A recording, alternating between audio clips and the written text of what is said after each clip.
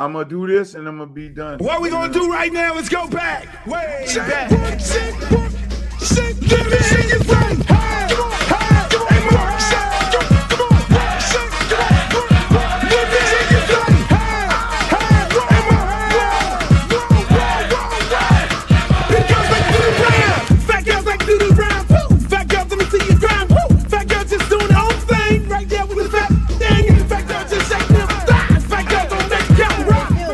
Baby. What's up? I thought you was gonna start hanging out with the big girls again. What is all this trash?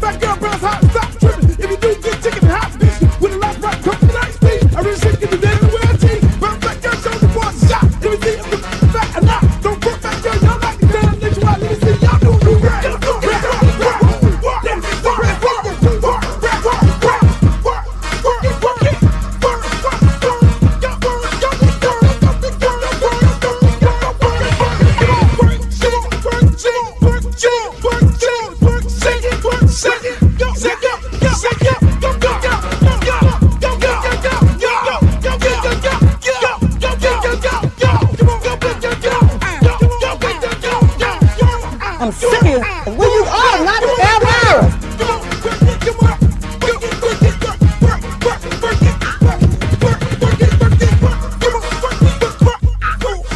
Oh, not the Britney Spears. Hey, how you doing?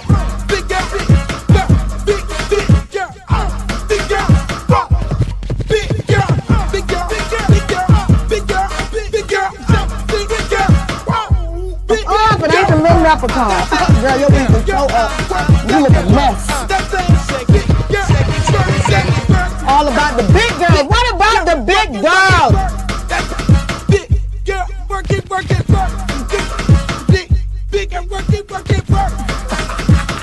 Big girl, you can suck all the fat off your ass. Go big girl, go big girl, go, go big girl, go big girl, go. Yo, what up, y'all? Welcome to another edition of the Uncle Luke Show podcast, brought to you by Luke Records and Luke Records Incorporated. The views of this show is my views and only my views. And if you don't like it, get the fuck out of here. I'm just saying. We just talk trash up in here. We keep it a buck. And I know most of y'all love it. Because when I'm in the streets, people cutting me like, Luke, man, you really was telling us what was going on, man. That shit, man, you be the boy.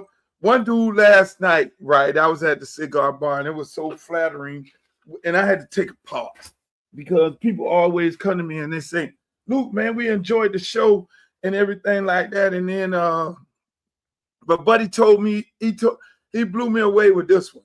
He really blew me away with this one. He was like, He was like, man, um, I'm nervous for you. I was like, nervous for me? He was like, yeah, man. He was like, man, you be talking, man, you be going at their ass, right? And I'm like, he's like, man, you like on some Malcolm stuff. I'm like, that blew me away. I'm like, listen, I'm a big fan of civil rights leaders, but when dude told me that, he was like, man, you be talking on some of that, man. Them people going, man. I'm like, man, listen, man. I say, look, I don't think nobody fear what I have to say, because the things that I have to say, the things that I say, everybody can relate to. You know, people look at some of the things and they, I just say it when nobody else won't. Yeah, on regular TV, ain't nobody finna say that. Ain't nobody thinking like me. I'm a visionary person. I'm way like 10 steps ahead of everybody, and I know what the play is. Most people don't even understand the play. They just sit up there and they talk about the news as it comes, as it is. You got to wait for something to be on the news and then say, oh, everybody's talking about this, so we're going to have this conversation about this. Unfortunately, not with me. Not with me, because I can see the play long time before the play even happened. I can see it happening. I'm sorry. I already know what they're trying to do. You know, I have an ideal. I'm not saying I know everything, I'm a know-it-all, but I do have an ideal of what they're trying to do and where they're trying to go at, especially with this thing called life, especially with this thing called, okay, how we want to oppress a group of people. Like I was just talking to a lady.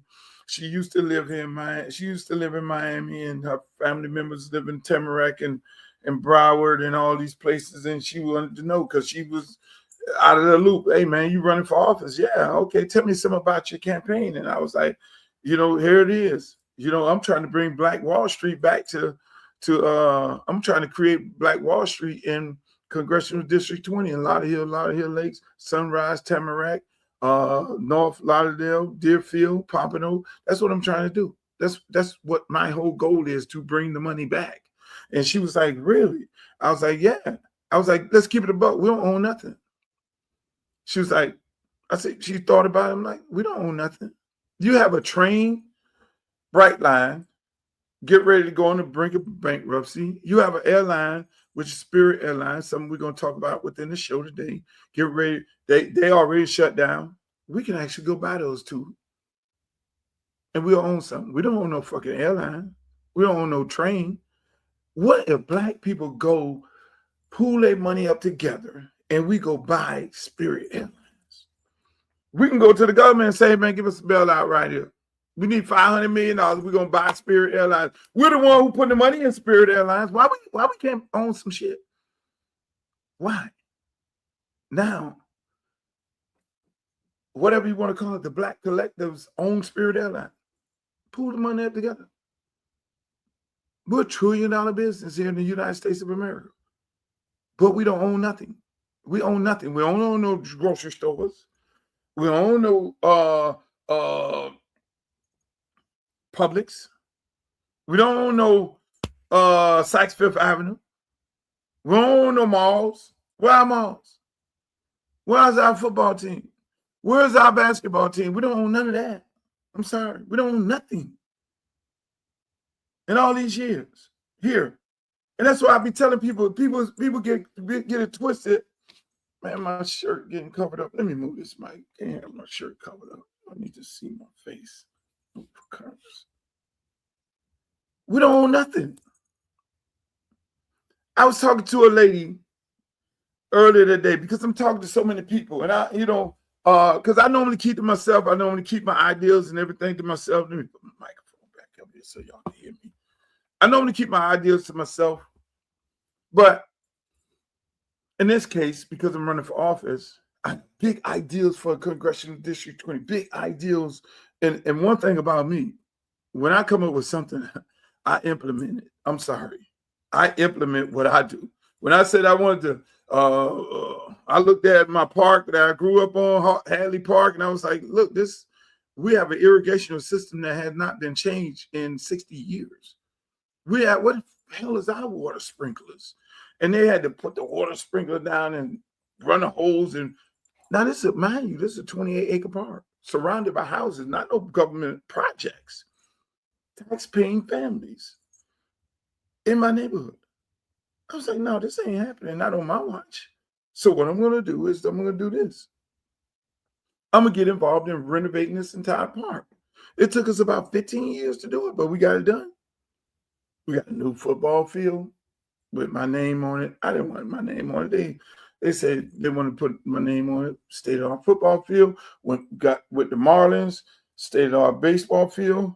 Got a brand new building. We never had a building for the kids. Because when we started at the park, it was a damn boxing gym. Vision.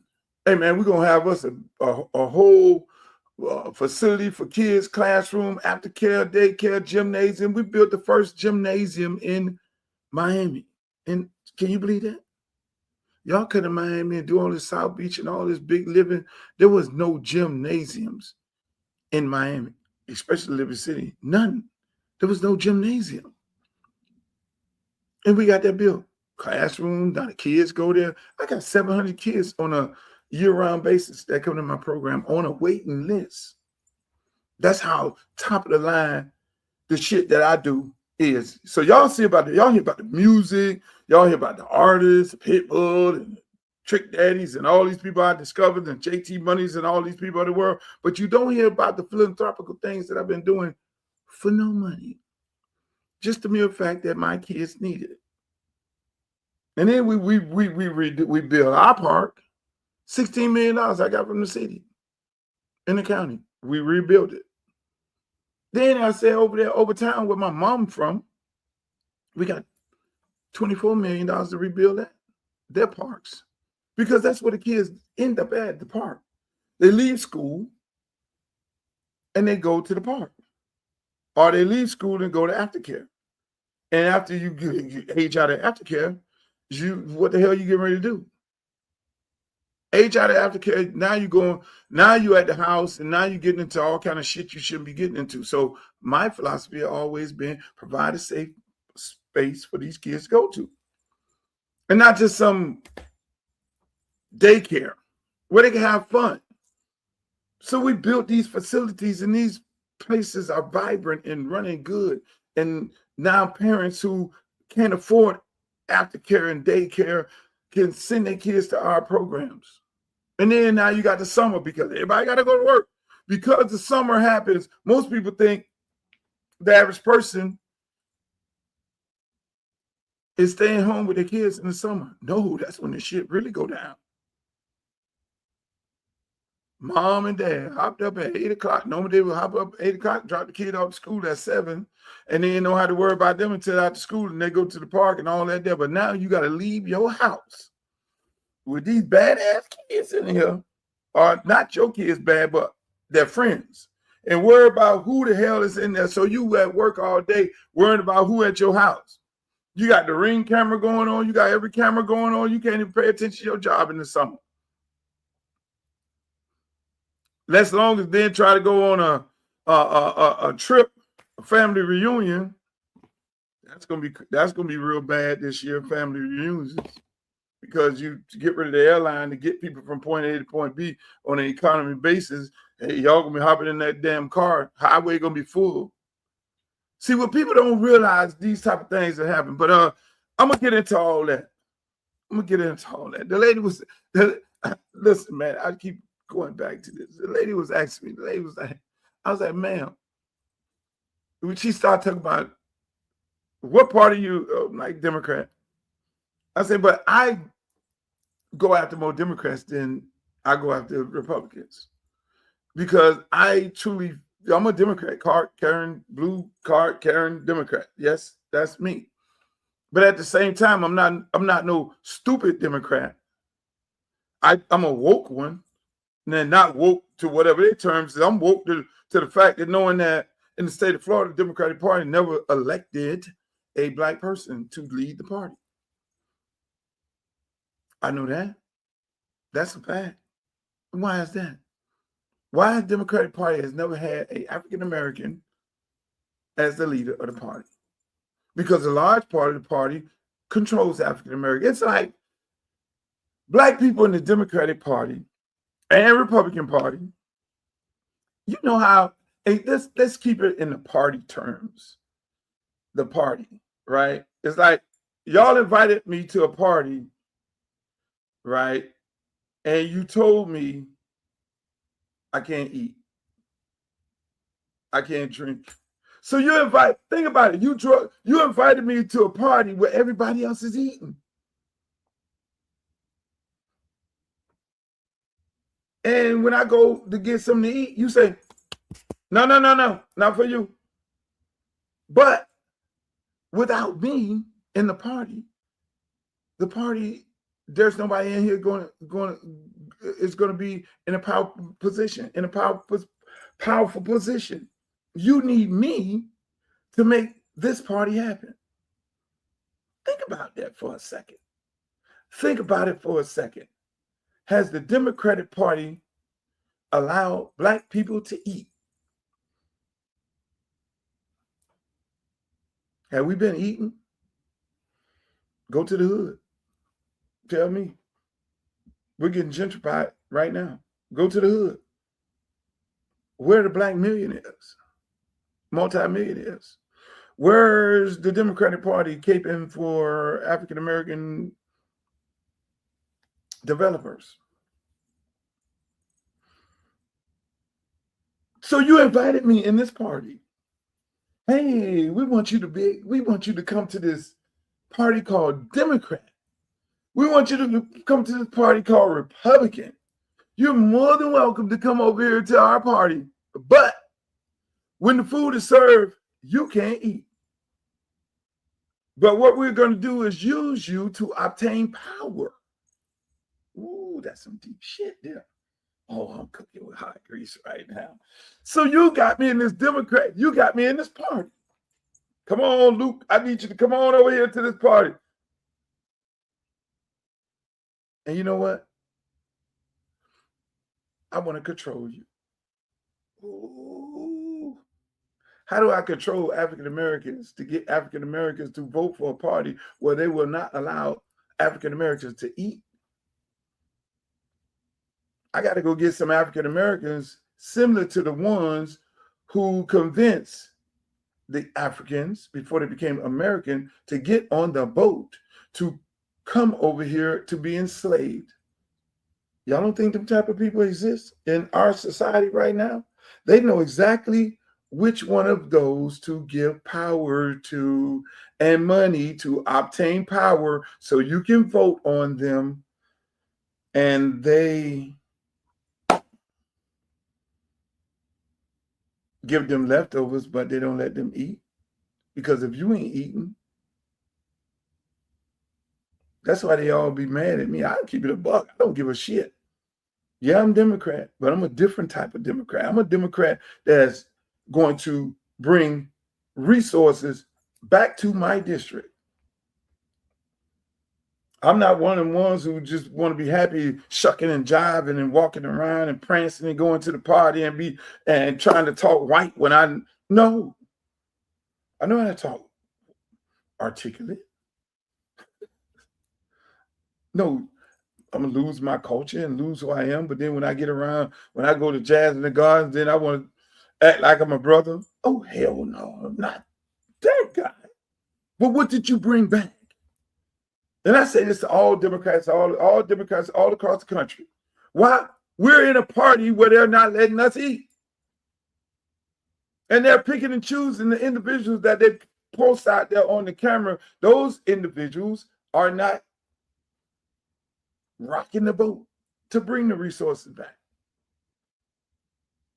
That's why all these folks around here, and Jared Moskowitz and all of them, they try to find people to run in this race. Ain't got nothing to do with this race. They try. Debbie Wasserman Schultz, they got her poor child. They got her sitting there. She's sitting there right now in her house. How in the hell I'm getting ready to go over here and run against this motherfucking Luke?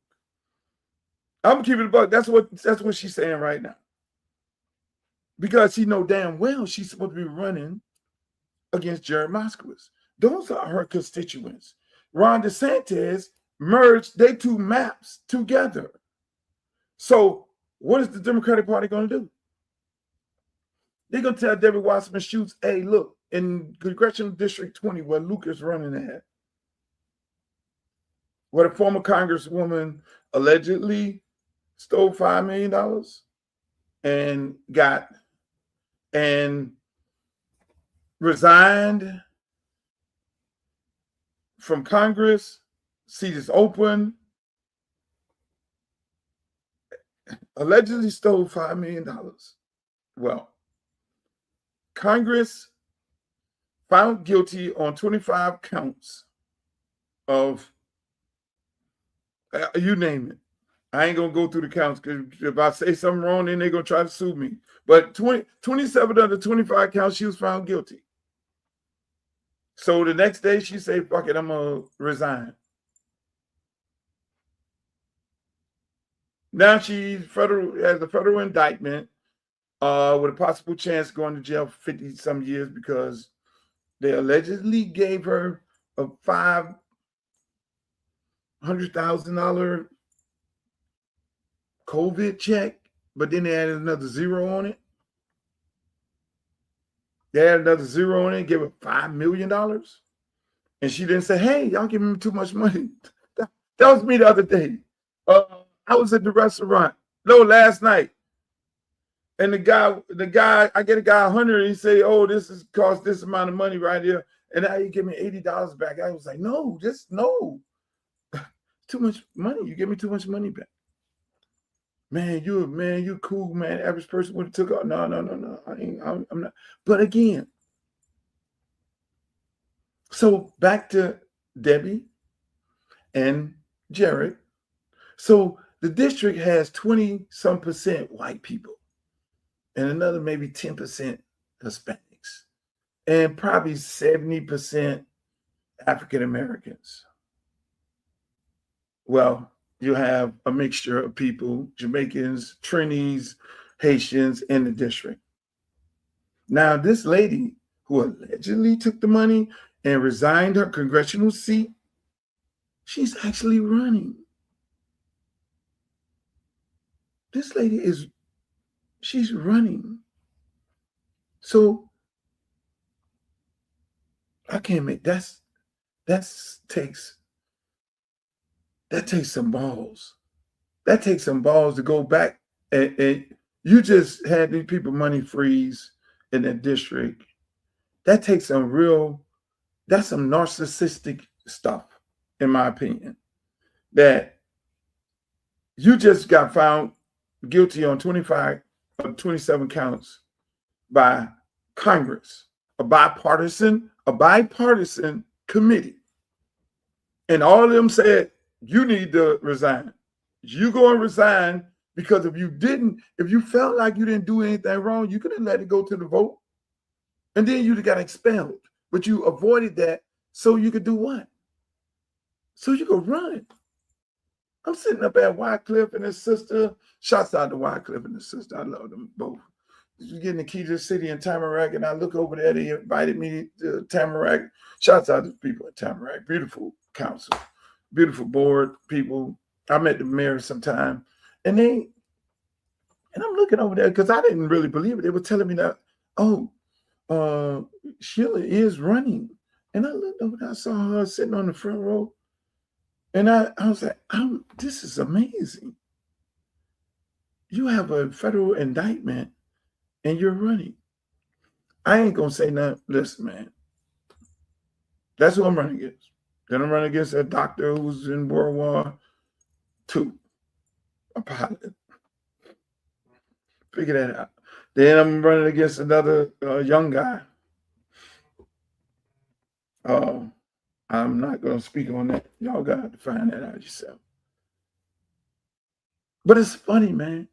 It's not funny. And how important this election is.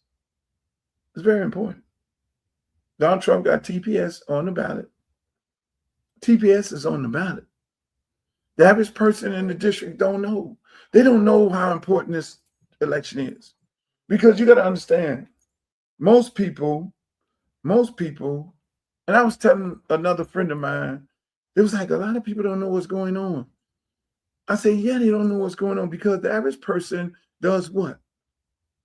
They get up 7 o'clock in the morning, get the kids ready, feed them, take them to school, then go to their job, come off from work, pick the kids up, go to daycare, drop them off daycare, take them to the park, do the little after school activities, then go home, cook the food.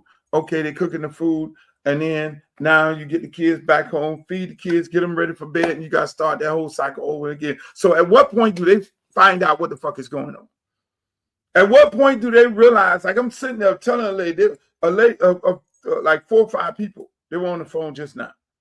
It's like, we didn't know all this was going on. I was like, yeah, temporary status. There's such thing called TPS. And that's how a lot of people from a lot of Haitians, a lot of foreigners, islanders are here on temporary status. And Donald Trump filed a lawsuit and it's going up to the Supreme Court. That's where he knows he's going to win, just like he won the other day when he got the Civil Rights Act rolled back somewhat. But voters' right rolled back, which has been on the books for 65 years because he controls that Supreme Court, and the average person don't know that. So mind you, you running in a race with a lot of immigrants, a lot of folks that he pointed out. I want to throw the Haitians out of the country. And one of the congressmen, Carlos Jimenez, already in a fight with the prime minister of Jamaica right now, talking shit. So now this is the district this district is made up of that. So they want to send everybody here on temporary status, everybody on here kids who were born by parents whose parents are immigrants, they want to send all them not back. Here's the kicker, not back. They don't want to send them back. They want to send them to Alligator Alcatraz. Now let me tell you about that. That shit is privatized. I know people right now in Alligator Alcatraz. There's a young lady that's working on my campaign right now. Been a friend of mine forever. Know her and her husband, good guy. You know, she's raising her brother 2 kids.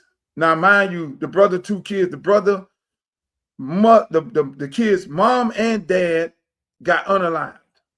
So this lady is raising 2 kids that are not hers. 2 kids that her brother. Her and this guy. Her husband, then he gets what? They come and they move in and they putting stuff in the house. This man been here for over 30 years. They didn't come pick this man up when they saw the moving truck there and take him and put him in Alligator Alcatraz. The man went from Alligator Alcatraz to Mexico, back from Mexico, back to Alligator Alcatraz, back to Texas, back to Alligator Alcatraz. I'm like, what's going on here, Willis?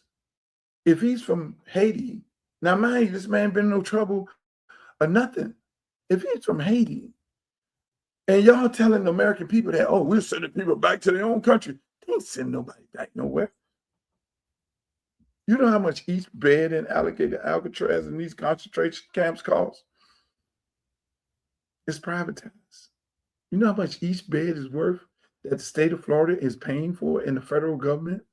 $250 a day per inmate, per bed. Who are they paying to? One of the private companies who homeboy put a boatload of money in their campaign, and that is the way they pay them back. It's the American way. So they are not sending them people back to their home country. They are housing them people, and then now it's another $250 per flight. What they call it, Breeze Airline, or what the name of that airline they put them on? Y'all gotta understand. This is a big business. Like, share, subscribe to the podcast. This is big business. This election is bigger than you could ever imagine. I'm having a fundraiser party this Thursday. DJ Khaled, thank God DJ Khaled Is him and some friends in Miami. They're doing a big fundraiser. I'm doing another big one with Rick Ross on May 21st. I'm doing another one with Trick Daddy and Trina. I'm doing a big one in Atlanta. All the guys from Atlanta say, hey, man, we want to support the campaign because we know what you're all about. I'm doing another one in Houston. I got to get the date with Scarface. In Atlanta, it's going to be Gray Street. It's going to be Ludacris. It's going to be hosted by Shaka. It's going to be T.I. It's going to be all the boys, everybody. Big fundraiser in Atlanta. These guys these are my friends. This is how it's supposed to be. And let me tell you, a large part of this is me educating these guys on the political process of how important it is to get involved in campaigns, especially making donations. Because I could sit up here and buy the damn election like my opponent did. She bought the election. She took the $5 million, in my opinion, according to what Congress found her, you took $5 million allegedly and paid for an election. When you buy an election, you're not getting rid. That's some narcissistic shit.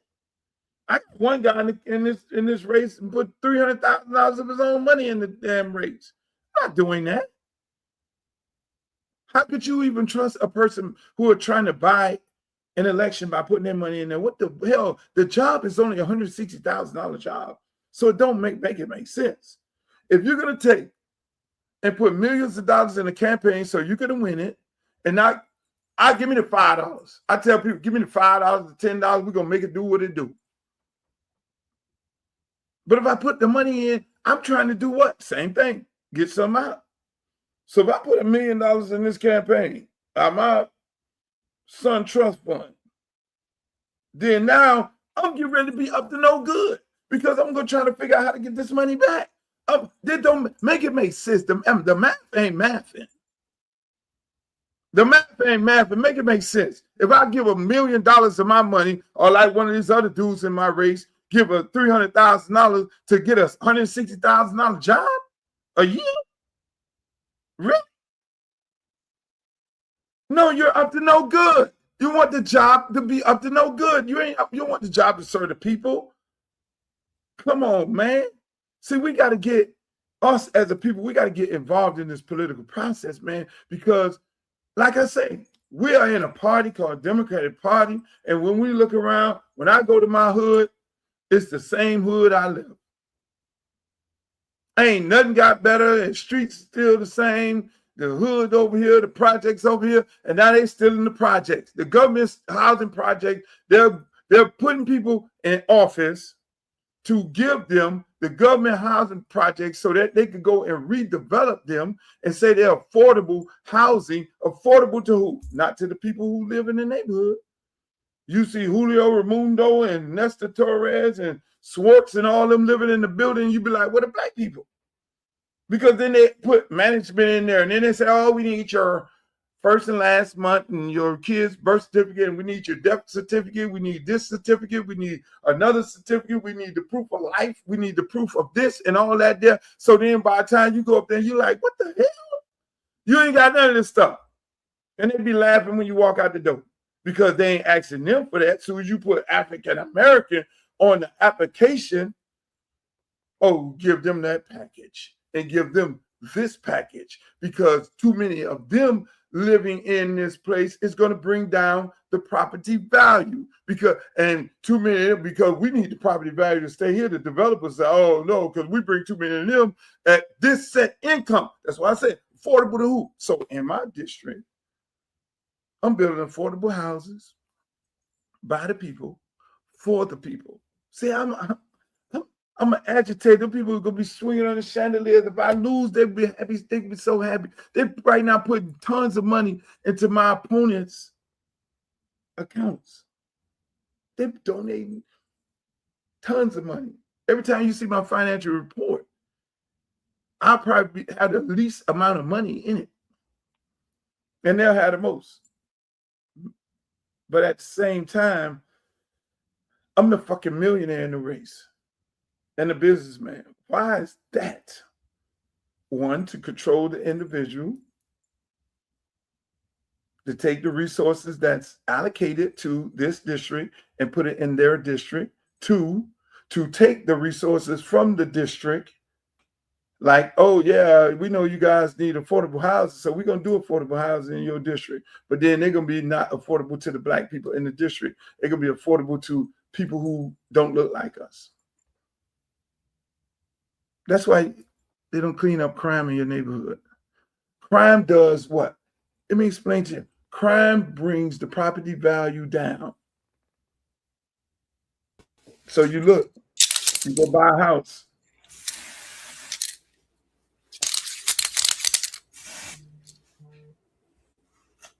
Why you looking crazy, man? I ain't never seen a motherfucker spray their hair. So I'm gonna just finish this one party, Mr. Street, and I get to you. Crime. Let me break y'all down on this right here. So what does crime do? Crime, and it's crazy because they had I was laughing last night because they had what is a Law and Order case on this, right? Which I love Law and Order. I can look at this shit all day and all night. They had a case on it. So what crime does this? You want to know how your neighborhood? You be like, why they got killing and doing all this crime and the police chasing and going out? That's all by design. That's a part of gentrification. Crime brings the property value down. When you go to a realtor and say, hey, look, I need to know how much this house, and then they tell you the crime, the schools, and all these other things, what's it, A school, B school, all that bring property value down. Bad schools, public schools, and crime in the neighborhood, property value go down. That means people in their right mind don't want to buy. So that's a setup for gentrification. So they want the schools to be fucked up. They don't give them the resources, and they want crime, and they're not going to stop it. So then now the property value go down. That's when they go buy. You buy low to do what, Streeter?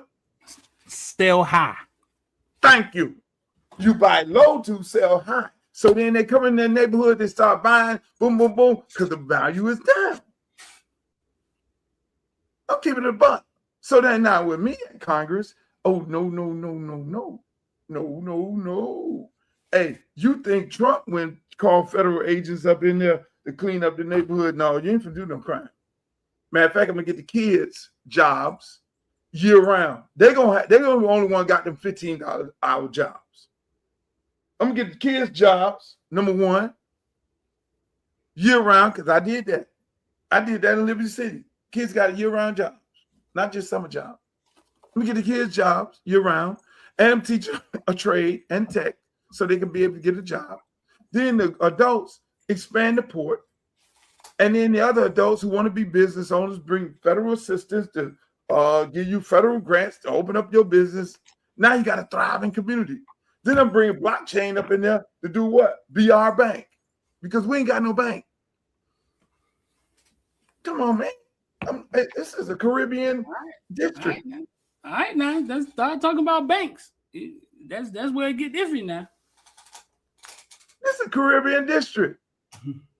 Hey, man. Cryptocurrency, you could do. They sending money across to home to Haiti and Jamaica and Trinidad and all that through fucking paying all these high ass fees and all that. No, we're gonna do crypto. Same way they left them burnout phones and started doing WhatsApp and found, oh shit. Come on, man. What's up, Streeter? Welcome to another edition of Luke Show, ladies and gentlemen. I went on this long rant, and I want to thank you guys for coming. Everybody on Twitter, everybody on Facebook, everybody on YouTube, everybody on Twitch, everybody in the footballville world, the villains. Hey, we got Streeter here. We got some shit to talk about. You. And I'm going to watch Michael Jackson. Did you see Michael Jackson, Streeter? I haven't seen Michael Jackson yet, man. I heard it start when he got his hair caught on fire. I mean, that's like half his life. Like, why? I didn't ask you about the hair on fire. I asked you, did you go see the movie? No, I ain't go see it, not yet, man. I wasn't in. I haven't got. That's all you need to just be right there. You ain't go see the damn movie. That's a shame. I ain't gonna see it yet, man. Listen, man. I'm going. I got a date. She's coming over. Jack looking at me like I'm crazy right now. Yeah, Jack, I got a date. And it's not, you will not be going to the movie with me. You got a date, though? I have a date to the movie. You thought me spraying my hair, man? Dog, you thought my hair was... Now, what's going on with that? My hair was... I got gray beard. You thought my top of my hair was black, man? I be... Beijing, man. I spray my hair, bro. I dye my hair. So they got black Beijing now? It's like a spray, and you spray it. I'm sorry. Yeah, I understand they got the black Beijing, but they got Beijing in the can where you can spray it. It's a spray. I'm about to black this out too, man. I'm tired of walking around looking spray. Let me see. Spray your face. Let me see how that works. My face now, I'm gonna be looking crazy for the rest beard. of the No, spray the beard. Painting this stuff. But you gotta line it up. You gotta line it up. You gotta. You know what I'm saying? I'm going black after this, man. The girls like the... Oh, man, I'm tired of walking around looking like Colonel Sanders, man. I went gray for a little bit. My lady like it. You know what I'm saying? I went gray for a little bit. See, now you got me up there looking... Why you just don't get the bongy face? Now I got to spray... Hold up, man. Now you got me up there looking crazy, man. Hold up, man. I never seen this. Hey, hold up, man. Now you got me up there looking crazy.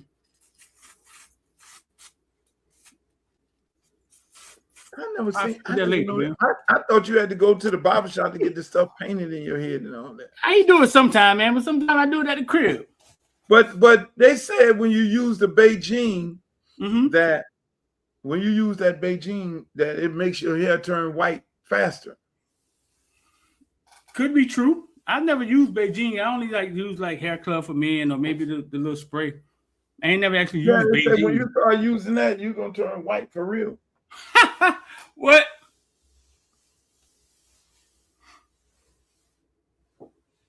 But yeah, bro, like sometimes I don't want to be great. Like I ain't 70 years old, so I spray it up. These kids, man, getting their hair sprayed, they getting their hair lined up with spray now. Like they totally different than us. Hey man, let me say this. Speaking of kids, you straight up. Speaking of kids, talk to me. Since I'm talking some politics, right? Do these kids, and you in the world of college sports, you're interviewing these guys who get big NIL money. Do they realize how important this election is, that NIL is on the ballot and that Donald Trump and Nick Saban and the rest of them have been going to Washington to create a bill to try and get it passed in Congress in the next cycle, Congress, and then hopefully get it sent to the Senate for this man to sign in law? Do they realize that? Do they realize the money that they're making right now?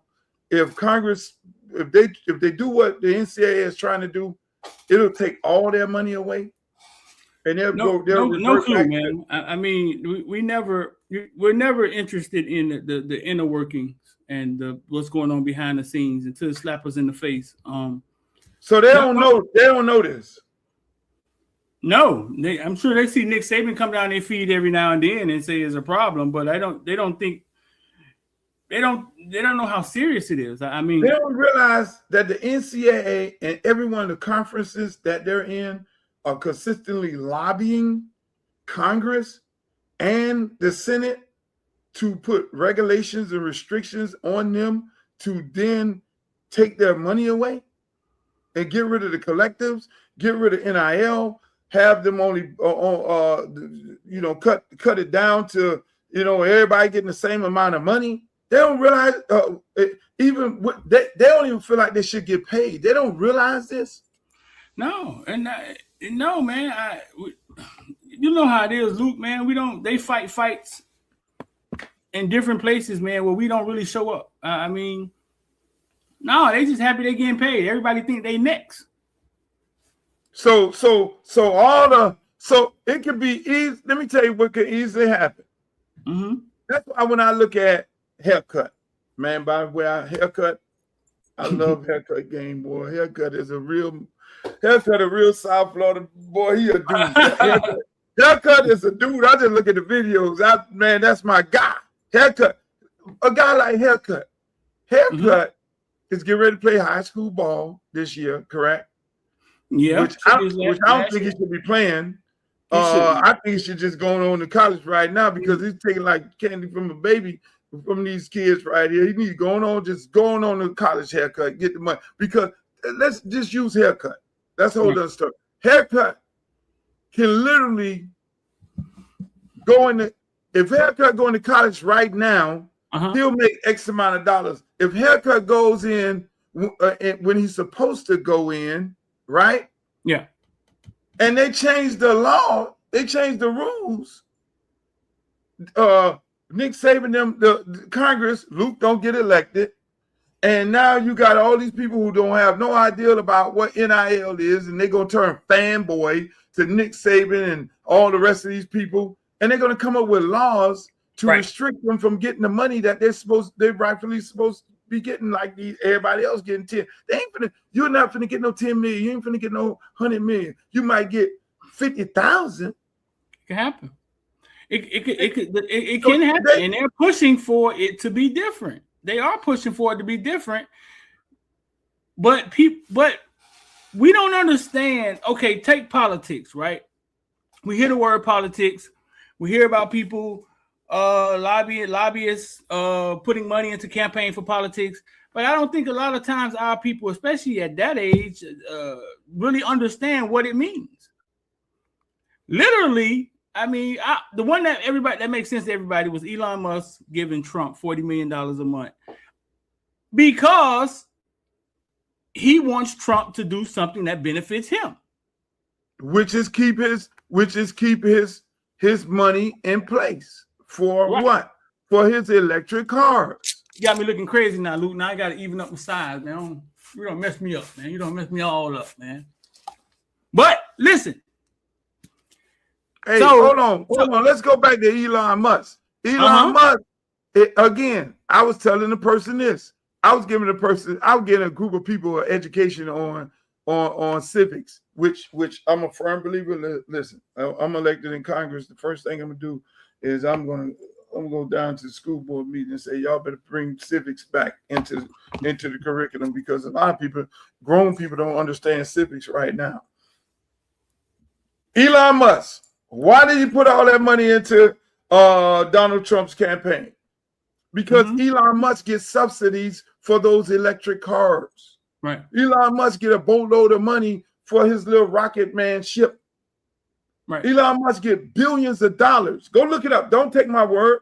He gets billions of dollars. So he got to protect his investment. So what does he do? Put a boatload of money into the guy campaign and allegedly probably fixed the election. According to Rogan, the man said the election was over at 4:00. We still trying to figure that shit out. We don't talk about that no more. But him again, and then he got to get some of his South African people over here. That man put a boatload of money into this election to do what?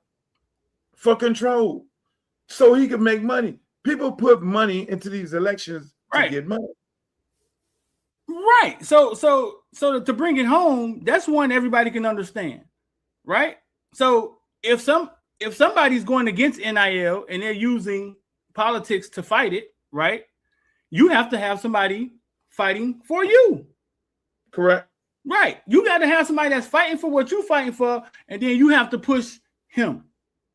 Because what usually happens is they raise these fights, and a lot of times there's no opponent on the other side. Nope. No. Northwestern wanted to create a union in college football, and that's when they got off their behinds, Luke. It was like, wait a minute. That's a fight. If they created a union, now you could fight everything across the board. They jumped up real fast. It was like, nah, let's turn this into golf. No, they're turning to golf. Y'all go find some money.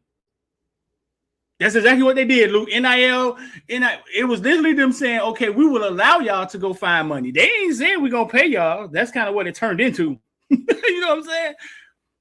To get what Northwestern was talking about and what Harbaugh was talking about off the board. We don't want to do that because now they're fighting for TV rights. Everything's on the line now. If you got a union, right, Luke?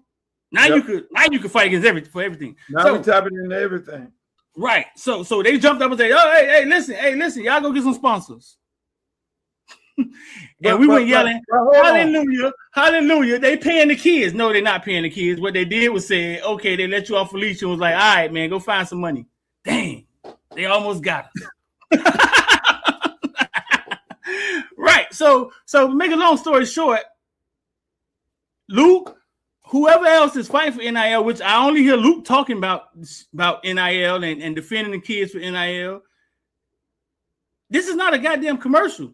We're telling you how politics work, and you need somebody on your side because these people are already in the White House talking about, hey man, it was perfect when they was getting scholarships and we couldn't give them a piece of pizza. It was perfect that way. The game was pure. Shit, I watched Miami go to the national championship last year, and I was happier than I was happy. Game felt pure to me. You know what I'm saying? So, politics, you got to have somebody that's on your side. And I don't hear too many people talk about NIL. Most of them in their feelings talking about the game done changed because people hate change. People hate when things change. And so, yeah, Luke, these kids got money now, and they need to listen because it could stop. Just like them people Spirit Airlines woke up in the morning and their job was gone, 17,000 of them. We're talking about business and people's special interests and what they want to happen. If it's either them or you, it's always going to be them. So you better get somebody that's fighting on your side. You better get somebody fighting on your side because it's gonna be a world. You're gonna be in for a world of hurt. The bottom line, and that's what these people don't realize, Streeter. Yeah. That's what all these folks don't realize. And I'm not just saying me. If I'm a college football player, no matter wherever the hell I'm at, if I'm a parent, wherever, I am going to. Every person who's running for Congress right now and saying, where do you stand on this NIL? Because I got to put some money in your campaign because if my son is getting 10, 15,000, my son getting $2 million right now, he still got 2 more years left in college, there's a possibility that this money is going to cut off.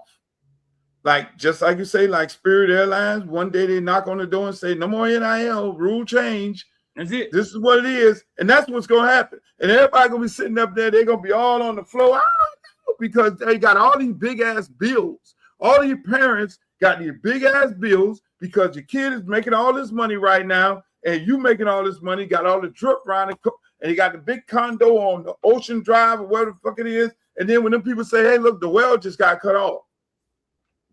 Hey. You ain't gonna get all this money. And then you got the ones coming from high school, 5-star with the expectation of getting all this money. Then, oh no, that was last year. You ain't finna get this kind of money. We ain't doing that no more. We got a new model here. The same way we changed it where you can get the money is the same way we changed it where you can't get the money. Now you ain't got nowhere else to go. And what? You still got to deal with it, play our brand of football, and the head coach is still gonna make $10 million a year. Now what? And they're going to be paying, we'll pay you up on the table a couple $1,000 like we used to do. Yeah. Y'all better, hey, so I'll tell all you parents and everybody who want to save NIL, I'm the NIL champ. You better go to my website, www.sitdownonstroll, LutherCampbellForCongress.com. Fuck around and don't fuck around and find out. And Luke, you should play that clip. Luke going to win. And then Luke sitting over, I'm going to be sitting on the island saying, I told you. Luke, like you should play that Trump clip You should play that Trump clip every 15 minutes of the stream when Trump is saying, yeah, a few of them signed contracts, they got the money already. But listen, how much did they make in scholarship money last year? Like we wanted to go back there. You should play that clip every 15 minutes of the stream, bro. Yeah, they got a couple of them got a little ducats, man, but this has to stop. That's what Trump said. Yeah, that's what he said. How much money did they get? Oh, this got to stop. You should play it every stream. To stop this shit. Every stream, you should play it. I mean, because these people serious. They serious. I don't know what's their driving force, but yeah. Their driving force, Streeter, let me tell you what to play. This is what you play. This is what they always do, right? They say, okay, like you say, Northwestern want to go and become union. So they say, oh, hell no, we can't do that, right? Because then the union's going to get in AFL-CIO and all of them. They're going to end up being a part of that. We can't do that. Now that's going to be law. The unions control the Democratic Party. Democratic Party is going to push that in the law. And the union controls a lot of people in the Republican side. So they'll get the votes to create whatever law they need to create to then protect these young people. So they stop that. They let it go crazy. Because they playing long ball. NCAA is going to be here after me, you, Mario, Kirby, everybody. Nick Saban, Bo Schemblacker, and all the motherfuckers all over here. It's going to always be here. So they look at the long ball situation. Let them go crash out. Let them crash out. Let them have this NIL stuff and let them go crazy. Oh, a couple people, let them go crazy with all these lawsuits and old players from COVID playing. And we going to then, when it get that bad, then now we going to then wage our war. And our war is going, we finna reel it back in, and we got to make a case. We got to change the narrative. We got to then catch them while they're sleeping because these people sleeping. Everybody's sleeping. Coaches, you're protected, even though you're a damn, you are think about it. Think about it, Streeter. The coaches are employees of the school. They're employees. How the fuck do an employee of the school make $10 million a year? And of a public school, just think, y'all, let that sit on your mind for a second. They're still educated. We're still talking about a school where a school where it's education. They're football coaches consider this is what they call it. What sports is in school where it's not a part of the. You don't need that shit to graduate. It's an elective. Streeter. Let's make this make sense. The football coach gets same money that the physics professor get. He's the professor of football. He still get this. He's getting paid $10 million. They ain't talking about that. But again. But there's something else I want to talk about now. I got to remember, I got a date. I want you to listen to this right here, Street. Tell me what you think about this right here. With you. You've betrayed your race. We don't want to fuck with you. Cam, those people can never come back in my life. I'm gonna look in that camera. They can go to hell. They can never come back. Because to know me, you know that cut deep. I almost lost my career because I look out. I cannot count the amount of times I've put my ass on the line for us. Think about it. The archives are there. Go back to the columns of the Philadelphia Inquirer. Go back to me on Fox Sports on the Best Damn Sports Show. Go back to me on ESPN and look at the shit that I've done and the issues that I've been willing to tackle and the sacrifices. I could have shut up and got paid. Remember, everybody want to look at this contract. That contract was signed in 2025. I've been in the business since 1993. I've been repeatedly underpaid. Repeatedly, I had challenges. I got fired, dog. Fired. People look at me and they say, "Oh, he tight with the damn Sean Hannity." Sean Hannity and I being tight ain't got nothing to do with politics. It got everything to do with the fact that when everybody else had turned their back on me, that motherfucker went to war. And it's like, no, that's my man. He ain't that person. What you talk about? Talk about the industry. So I want to ask you this. Why is it? I know Stephen A. I consider him as a friend, right? And I'm gonna tell you this, right? But then I keep all my shit separate now. Stephen A. I'm gonna tell you, how did I link up with Stephen A? Who I jumped out there and did an article saying when I was writing for the Miami New Times, and and I went hard on Stephen A. And you know who came to me and said, Luke, no, that dude a good dude. Say, Luke, the guy's a good dude. It was the same people that's right now criticizing him. And I love these sisters to death. I love Jamel Hill. I love Carrie Champion. I wish I could date Carrie Champion, but I had to go get me some more M's. I shouldn't say that because she's a beautiful lady. But I'm just saying, man, Jamel Hill came to me and said, Luke, no, Stephen did so much for a lot of people.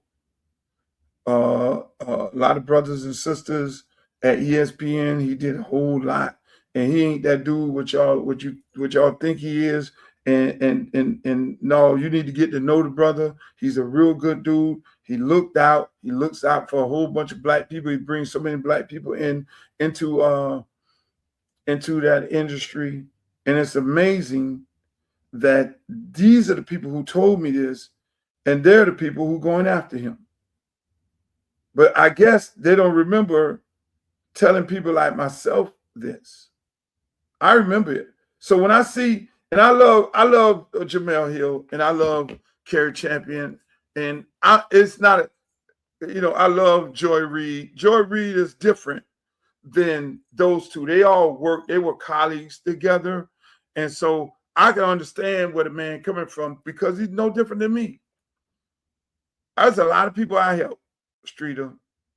There's a lot of people who turned it back. There's a lot of people who I picked up and dropped off. There's a lot of people who that I got on the phone and made some things happen, and they got some M's in their pocket, and all of a sudden you can't find them, and then they'll sit there and let somebody say something bad about me. So I understand they can't come back. And I clearly understand what he's saying when they say, look, man, I done help all you people, man, and y'all got shit to say about me and y'all won't check somebody. That's why I always tell people, I have friends that tell me, man, he said this and he said that. I said, well, why they feel so comfortable saying something about me around you? Don't come tell me about what somebody told you. Tell me you check somebody. Because if they feel comfortable to talk about me around you, then what that says about you. You feel me? But with us, it ain't no loyalty. And we got to do better. Some of us are, but we got to do better with that. We got to do better with, okay, now he got a big check. Now we going to attack this dude. I mean, LeBron James, I fuck with LeBron James. LeBron James went after Stephen A. Smith the night he got his contract. Why you don't? And I don't know whether it was a coincidence, but people jumped on that. It's like the night this man got his contract, he's sitting on the floor of the basketball game, and now he's being confronted by the #1 player in the world. And that's why I love LeBron. I want to go on that barbershop show. I have him come on this show to be like, look, man, do you know who the fuck you are? Some things you need to, you're an iconic figure. You're a major figure. And that's just me, Street. I think globally, and I think like, okay, how you affect people, like when Shannon Sharp and Mike Epps, who my good friend, was getting into it, talking all this, oh, when I see you, when you come over here, you got to come over here and all. I'm like, you can't do that. I call Mike, you can't do that. Not y'all two on social media. Because now here we trying to fight to keep these kids from doing that same thing. And then they taking a gun and really going and unaliving somebody. You can't do that. I call them all the time. No, stop that. Because now you're telling these kids it's okay to do that. They get on Facebook, Snapchat, and all this. They go to getting crazy and all that. Before you know it, they done went in, and grandma laying on the floor because she can't get out the way fast enough because they spraying the house. What are we doing? Oh, I understand. Man, y'all the influential people. But unfortunately, when you get the bag, then you become a target. What Biggie say? More money, more problems. I can't hear you, Streeter. I can't hear you. Puffy or Biggie said that. Biggie or Puffy said that. Who said that? Listen, I believe Stephen A. Smith. Sometimes our expectations for each other are way too high. Like, and sometimes you can't do enough for people, right, Luke? Like sometimes you do for people out the goodness of your heart, and you think they take it as they're appreciative of it, and then you find out later like they don't even remember when they needed you. Like, you know what I'm saying? I believe him. But my question is, though, as a people, right? Like, why when someone gets so high, right, and they actually succeed, because you know it had to be hard for them. Why when somebody gets so high and they get in that room, right, and then they're like the chosen one or the Stephen A. Smith or Jay-Z, why as a people we always disconnect from that person? But in order for us to get anywhere, somebody has to walk through those doors. Hold on. I can't have you throw shade on Jay-Z. That's my friend. This is what I'm saying. Jay-Z gets in the room with the NFL, and then the first thing the community does is disconnect from him. Oh, he ain't do nothing for Kaepernick. Oh, he ain't doing, and it's like once they get there, it's like you forget about the hard work, the bootstrapping. You forget about Marcy Projects, him and Dame Dash trying to figure it out. And that's what Stephen A. Smith is saying. Listen. It's just like the restaurant syndrome. No, I agree with Stephen A. Once I get the bag, everybody want to come attack me. And the same thing. We put us on a high pedestal. And I be saying this all the time. We can't do no wrong. We can't never do anything right, especially when we got the bag. That's why the best way to do it, I'm going to tell everybody that's looking at this telecast, don't let nobody know you got a bag. Stay driving in that F-150 and whatever the hell you got, that hoopty. Stay driving there, because as soon as they know you got a bag, then all the expectations become high. Then you won't be living for yourself. You got to then live for them. And they're never going to say how happy they are for you, because they're going to look at you in a certain type of way, just like a restaurant. Black restaurant, Waffle House. Black restaurant, we're looking at, oh, look at the fork. It's got a spot on the fork. Waffle House, yeah, all over the back floor. Y'all ain't said nothing. You slopping up Waffle House, you beating down the door trying to get in Waffle House at the end of the night. But black restaurant, oh, listen, they ain't got that. They ain't got the napkins. They ain't got all this. Look at the bathroom clean. Waffle House, shit all over the floor. Yeah, they got truck drivers cooking the food. Exactly. We do that to ourselves. Yeah. We get one, it's a crab in the bucket mentality. And again, like you always say, what did they do to us, Luke? And what? And you get on here and talk to me. Y'all, Street to go to talk to me. I be depressing him and shit. He was like, I can't have a conversation, ask you one simple question, and you just depress me. Because I'm telling you about the world. I tell people about the world and how this shit operates, but you got to know how to work within it. You got to know how to work within this world, because this world is not designed for African Americans to make their own. Now look at us. We pulled ourselves up from the bootstrap. Ain't nobody help us do shit. They steady trying to push us down, and then they say we can. The only way we can hold these motherfuckers down is we get them through education, and we get them to turn on each other. That's why we got to divide and conquer. So we got to identify the same ones who told them, who said, get on the boat. We got to go find them, get them a couple dollars. What you saying? Get them a couple dollars to then hold them down. I tell them this is how you need to do it. And so they're looking at Stephen A. Smith trying to say that he a house Negro. He's not that. The man over there doing his job, the man talk more shit than a little bit. He talk about everybody, spread it around and all that. Is there some other people on there? He can't win. He can't win. He can't win. He can't win. It's Luke. Listen, on a smaller He's scale. NWA. Right? On a smaller scale, nigga that love to hate. Nigga that love to hate. On a smaller scale, Footballville, right? There have been parents, their kids' whole career. If I'm at the game, after the game, they come to me and be like, "You got some videos of Lil Mike? You got some videos of Lil Mike? You got some videos of Lil Mike?" Those same parents' child gets drafted, and there's been instances where I was blocked. I don't even know why. I don't know why. I was blocked. Couldn't even get in contact with them.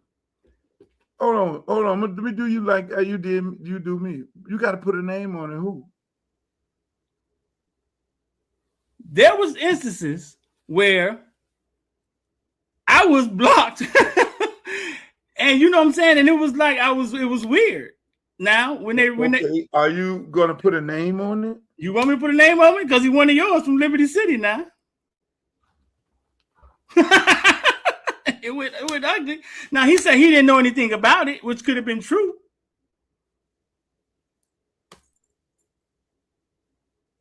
Tutu Atwell. I promise you, his whole career, his mom and his grandma. Hold on. That's one of my kids. What did Tutu Atwell? What happened? I promise you, his whole career, his mom and I was cool. His grandma, they would come up. Hey, you got videos of Tutu, yada yada yada. His whole career in high school. Then I don't know. He went to the league. I tried to reach out to him for something, and I couldn't get in touch with him. I was blocked. I couldn't see his Instagram. I mean, so I said something to Rob from Liberty City, like, "Hey, bro, listen, I don't know what's going on. You know what I'm saying? I covered him his whole career. I mean, his mom and them always would ask me for videos. They reached out to him and they called him. He said, man, I didn't know that. And then he unblocked it. But I believe that was somebody that did that. Yeah, because he's the nicest kid ever. Right, but there's been instances. I had another instance. And if you pointed that out to him and he then went and unblocked it, which it takes a lot. It's not necessarily a lot. And look, we can't even talk about stuff like this because when we talk about it, people sound like we crying. But it's our truth. But listen, I had another instance where a friend of mine's son was in the NFL. And then her daughter became really good at sports. So I started promoting her daughter. I saw the talent. You know what I'm saying? I saw, oh, she's finna be good, right? And she would bring me her daughter. We was friends. She would bring me her daughter, yada, yada, yada. I actually went to high school with her. You know what I'm saying? And I asked her one day. I said, listen, I love promoting your daughter, right? I said, but you didn't ever think one time that I would want to interview your son that's currently in the NFL? But you can't do that. You can't think that. What? You can't. What? You gotta. You can't think that. These people doing so much going on, so much stuff happening that there's. Oh, let me call up Street. No. You taking the time to bring your daughter to me early Sunday mornings because it benefits you, and so. But listen, when I brought it up, she was really humbled. She was taken back. Like, I didn't, like, my bad. Like, I did not think of it that way. But I think like that. She didn't think that because she was using you to But I think at heart, people do what benefits them. Right? No, they were using you. They were using you to blow the daughter up like you blew up the son. I didn't blow up the son, but he was around when Footballville first started. But I just asked her, you know what I'm saying? Because I was close enough to her to get a real answer because this had happened numerous times. Like, you don't think I want, and then she reached out to her son right then and told him. So I realized it was just her not thinking. Listen, were you trying to sleep with her? No. Did you spray the Beijing on your face before you talked to her? Yeah, that's when I used to have. You had a white face or you had the black face? I had a clean face. I ain't have nothing on my face. So no, I didn't. Face. Huh? You had the boogie face. Yeah. Right. So and this is on a small scale, right? It's on a small scale, right? So Stephen A. Smith, I understand sometimes it's like you can't do enough for your people. Like, you can't do enough. Like, the expectations of you are so high. And then the expectations of them is nothing. You know what I'm saying? We allow them to come around and do. There's no expectations of them. But when it's us to us, and I haven't figured out how to combat that, Luke. Like, you know me as the media, right? I'm from the community. I know a lot of things that I can't say. If I was to ever hand it to one of my counterparts, they were blasted on the front of the Miami Herald, right? But there's a lot of times I'm protecting kids and just things I just don't say. Come around, there's no expectations of them. But when it's us to us, you feel me? Yeah. I haven't figured out. So because I'm always protecting our kids and the community, and some of it's not news to me. It's not, you know what I'm saying? It's not worth. Luke, you know, like it's not worth. No, I don't know. I'm confused. Get out of here, bro. I don't know. I'm confused. I don't know nothing. Me, Poppy don't know nothing. Street him. Real talk. Sometimes the expectations for us are really, really high. Jay-Z has to save Colin Kaepernick. You got to have a black guy on every halftime show. Like, the expectations are really, really high. But for everybody else, that's not good. And the bar is really, really low. It's like, hey, come on, Eminem, you could rap. Hey, come on, Weatherman, you could dance in our TikTok. Like, the bar is, there is no expectations. Let me do my mic like your mic. I got one for you, Luke. Check this out. Yeah, I got one for you today. You sure? Because I have a couple more clips I got to go to. Let's get to the bottom of this. Before I go on this hot date, where's D? D just hit me and I sent it a link a long time ago. Uh-oh. Let's get to the bottom of this. Nick Saban. Somebody a second chance and they do well and graduate from school. You know, there's always a lot of criticism out there when somebody does something wrong. Everybody wants to know how you're going to punish the guy. All right, but there's not enough for 19 and 20-year-old kids, people out there saying, why don't you give them another chance? All right, so I'm going to give a speech right now about this. Like, where do you want him to be? Guy makes a mistake. Where do you want him to be? You want him to be in the street? Or do you want him to be here graduating? You know, when I was over there at the Nagurski, Muhsin Muhammad, who played 15 years for the Carolina Panthers, played for me at Michigan State. Everybody in the school, every newspaper guy, everybody was killing the guy because he got in trouble and said there's no way he should be on our team. I didn't kick him off the team. I suspended him. I made him do stuff. He graduated from Michigan State. He played 15 years in the league. All right, he's a president of a company now. And he has 7 children, and his oldest daughter goes to Princeton. So who was right? I feel strong about this now, really strong. All right, about all the criticism out there of every guy that's 19 years old that makes a mistake, and you all kill him.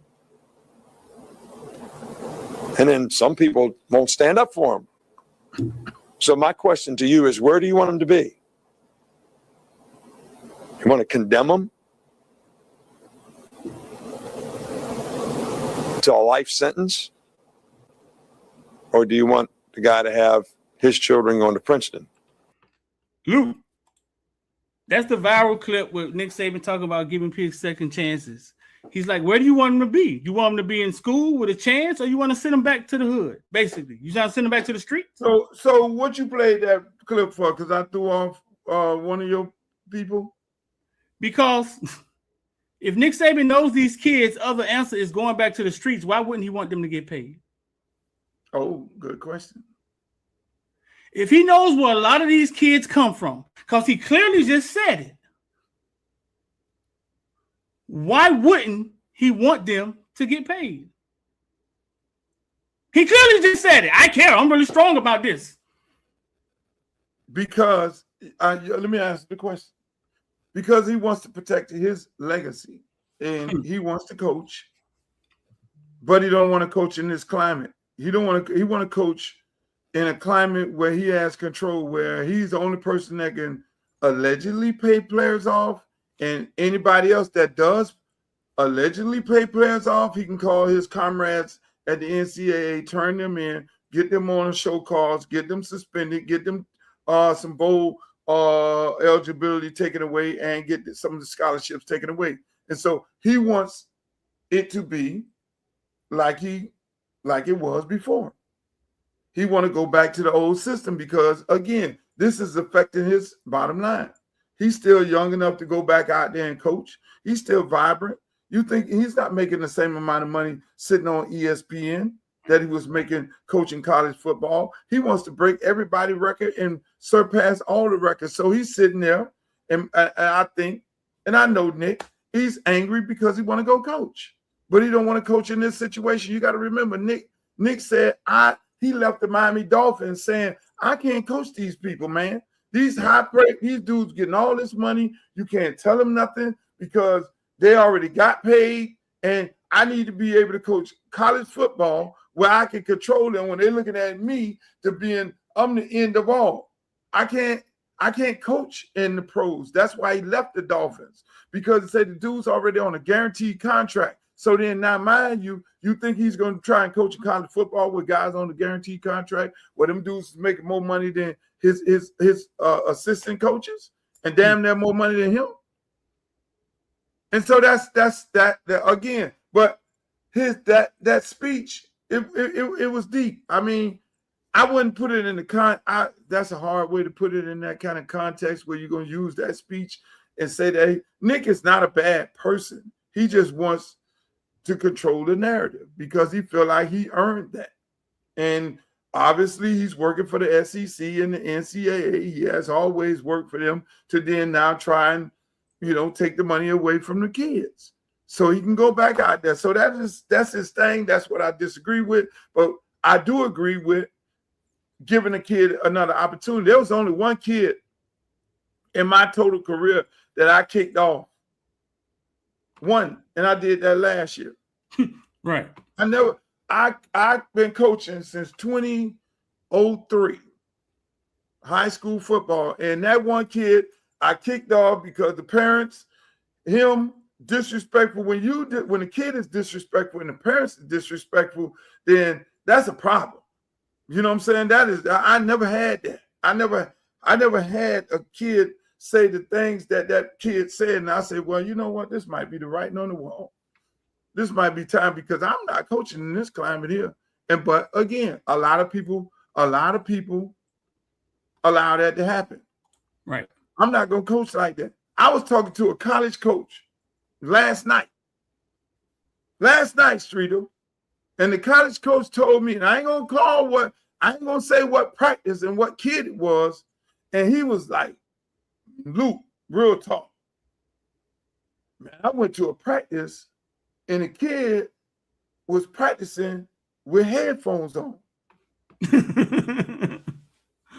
said the kid was practicing with headphones on. Now, big time player. He got that practicing with he said, now mind you got the headphones on. The headphones got to be connected to a phone. And the phone got to be nearby because the locker room way over here. So that means the kid had the phone in his pocket with the headphones on because you Bluetoothing, right? Right.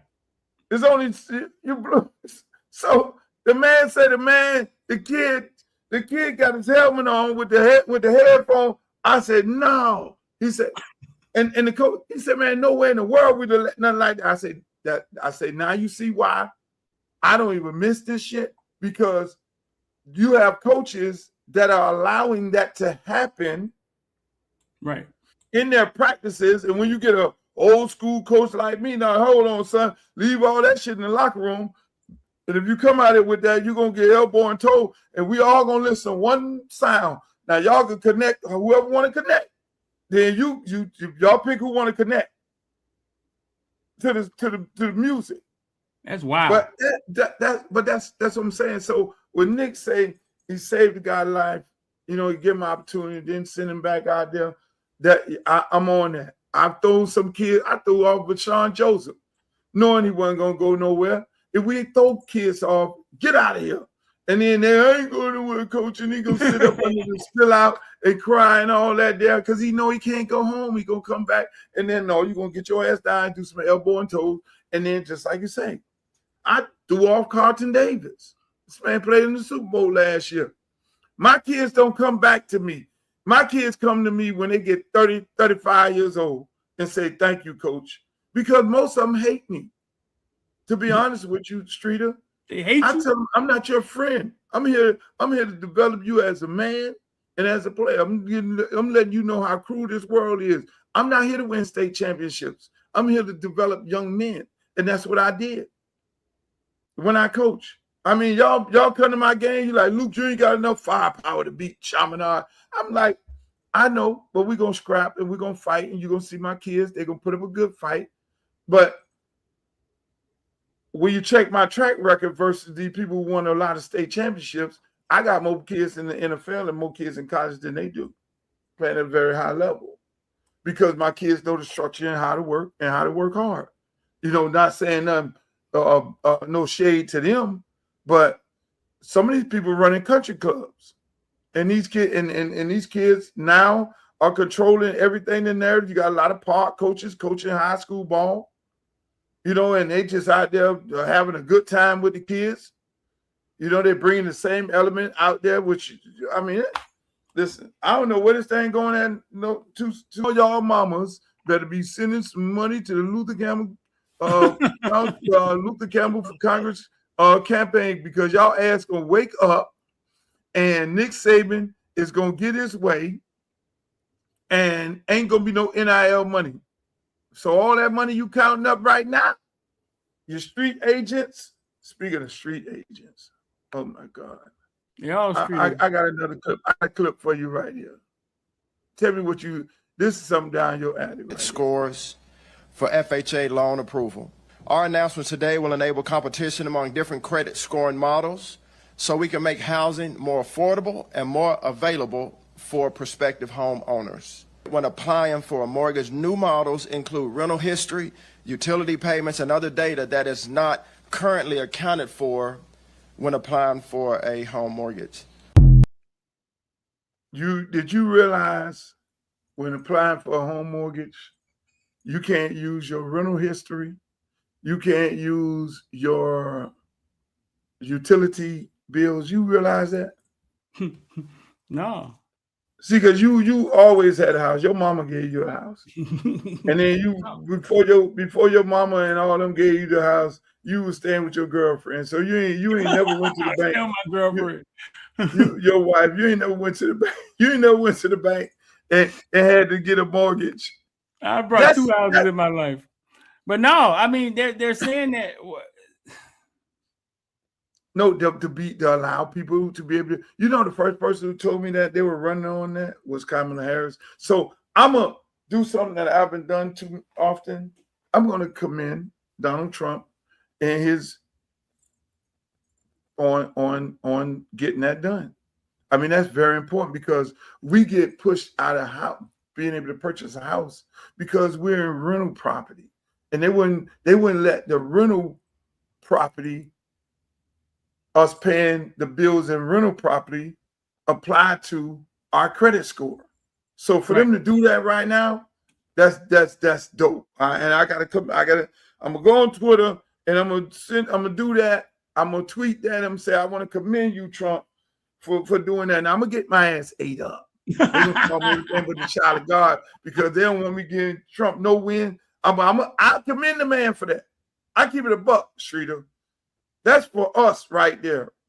I mean, you trying to go get a mortgage. You're paying $3,000 a month in rent, and you can't use that. Don't go towards your FICO score, right?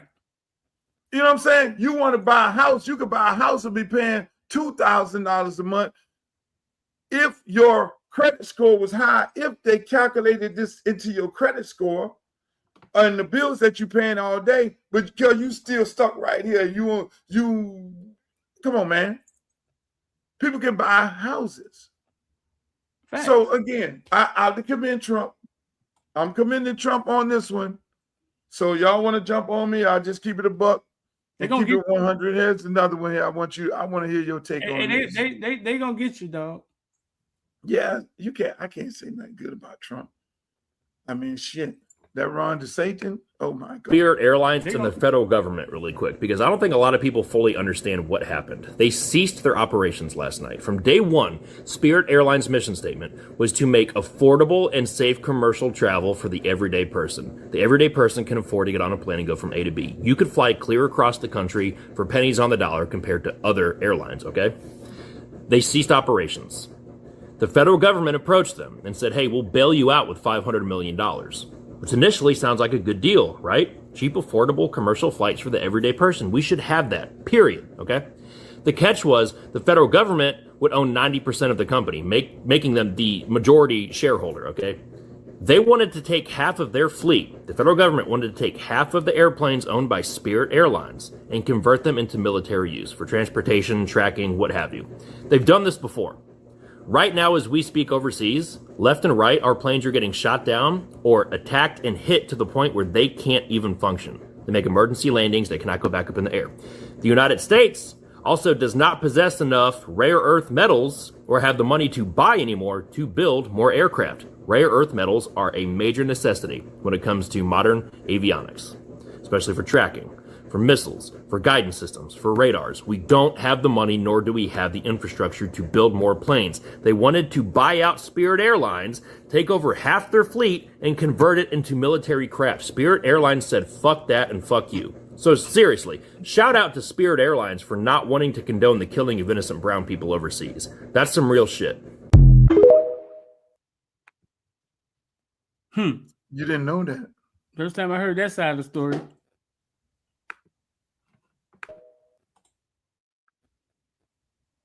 You didn't hear that side. First time I heard that side. You ain't heard that side. I ain't heard that side. You heard, hey Streeter, you didn't hear that side. It's always deep in rap. It's always deep in rap though. It ain't never what's on the surface. It's never what's on the surface. It's deep. And see, I get on here and I try to explain it in the, I'm 2 minutes, I'll be 3 minutes in explaining to people what the fuck is really happening. And it's like, and then I have all that part of it to add with it, but then I'm like, yo, I'm running at 2 minutes. I gotta cut this off because, bro, it's deeper than rap. It's always deeper than rap. It's and again, you tell the people, they say, well, we try to bail them out. But you try to bail them out under these terms where you own the whole company? Really? So I'm gonna let you bail me out, and your bailout package is you going to be owning the entire company. Really? What the fuck happened? You say, look, really? What kind of bailout is this? Look, man. Look, listen. I feel sorry for. They got over 17,000 employees worldwide lost their job. Right here, Spirit Airlines is based in Dania Beach, Florida, right around the corner from here. Over 1,000 people just lost their job. So now, mind you, Broward County alone, you got 1,000 people lost their job at Spirit. You got another 300 people lost their job in the school system. You got 1,300 people. You don't mind you, Donald Trump and Ron DeSantis worrying about drawing maps. I mean, let's keep it a buck. These people who run for office, first thing they say, yeah, they're trying to worry about drawing maps and taking NIL money away from college students. I can't make this shit up, bro. 17,000 people just lost their job. 17,000 people just lost their job. And you got the summer coming up right now. And more, what make it worse, Streeter, what make matters worse is the fact that an economy airline like Spirit, you can get on there for $32 and fly here. So you can go to a wedding and don't have to pay an arm and a leg. Right. Because most people are suffering, they're suffering at the pump. You can go to, you can have a big family reunion. We're going to the family reunion. We're going to drive. We're going to get on Spirit. It's the economy airline for people who need those, who can't afford to get on no Delta and American and all that other stuff in United. Right. So they create an economy airline. So now when you now mind you, think about it like this, Streeter. They got the same, the plane use the same amount of fuel to go from Fort Lauderdale to Charlotte, Fort Lauderdale to New York. Same fuel, same price, right? But American and Delta is charging 10 times as much to fly on their plane from Fort Lauderdale to New York and Charlotte, right? So the number, so you got to pay the flight crew the same amount of money, but the airlines is giving the passenger a cut rate, an economy rate. So you can afford to go over here. So the people who don't normally fly now have an opportunity that, look, man, this ain't going to bankrupt me to go to New York. This ain't going to bankrupt me to go to Charlotte. This ain't going to bankrupt me to go to Myrtle Beach. So now when you take this economy, because again, everybody ain't making 6 figures. Facts. In this country. You know, you got kids who get on the plane and go 7-on-7 throughout the summer. You got kids who going over here this summer. They got people going to the islands and things on the economy airlines because they can afford that. But it's horrible. So when you're in government, these are the things that you got to protect.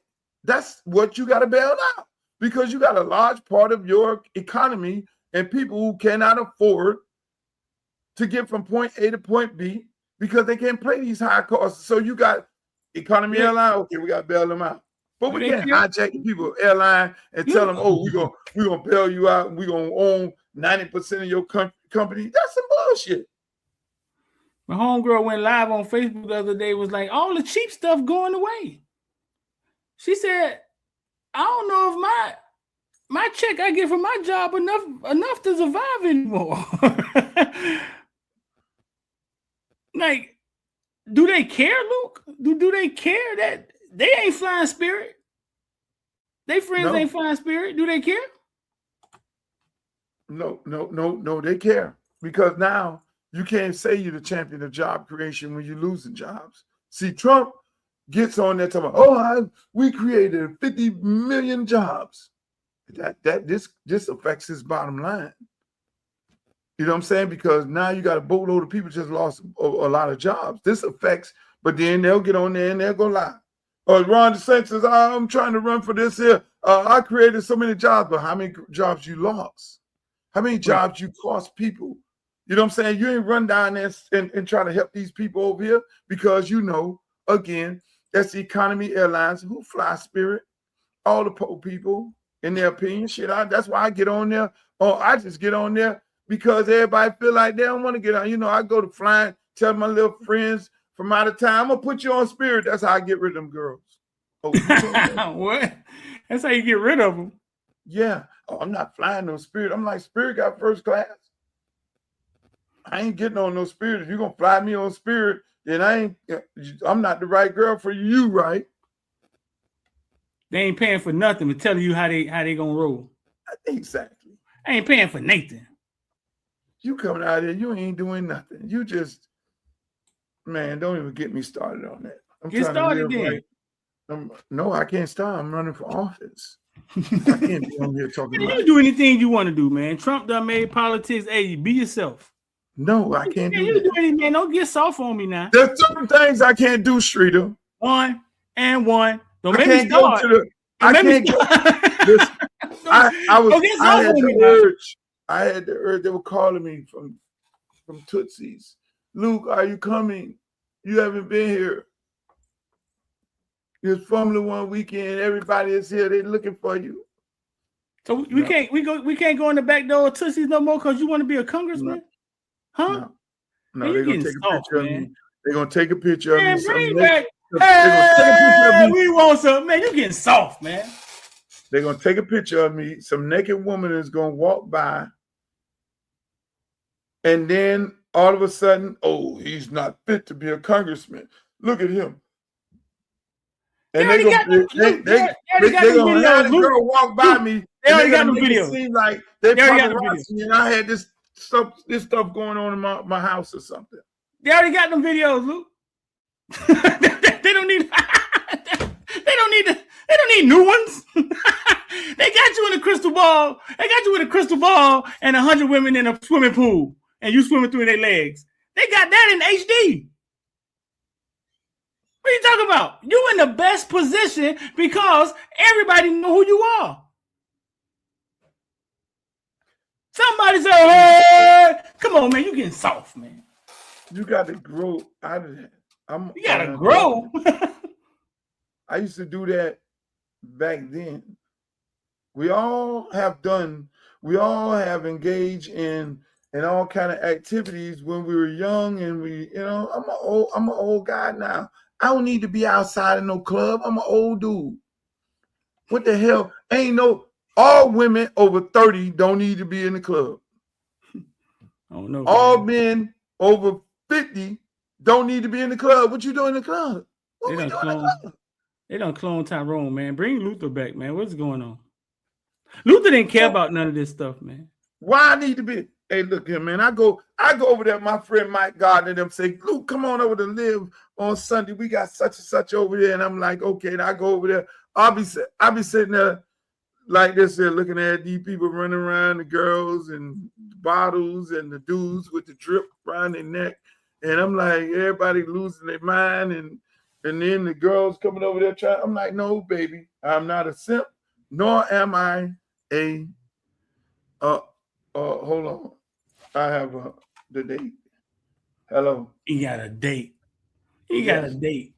Come on, man, bro. Luke, listen, Luke. Okay. You ain't got to change. He ain't got to change nothing. Trump showed us that anybody could run for president, bro. Like Trump and the Epstein files, grab him in the crotch. I'm actually live talking to you on the line. He be ranking on people. Right, hey, man, your mama's so fat. When she get on the scale and say, "Do we continue?"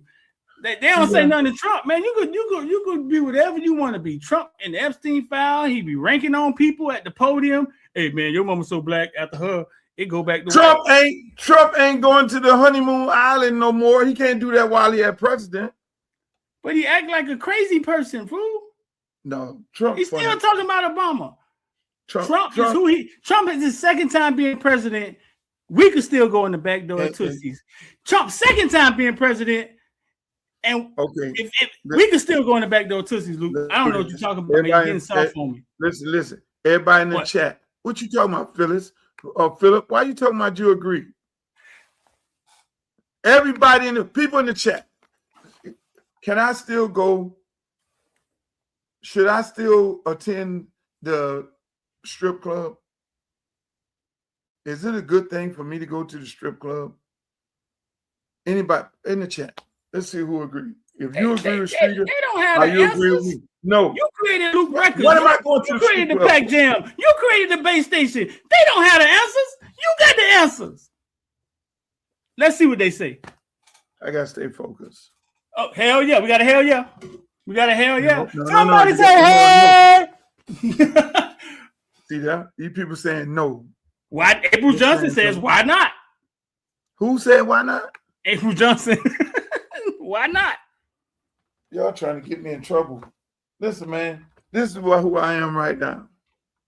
See, this is my flyer. It just came out. Man, you getting soft on me, man. I'm gonna block you.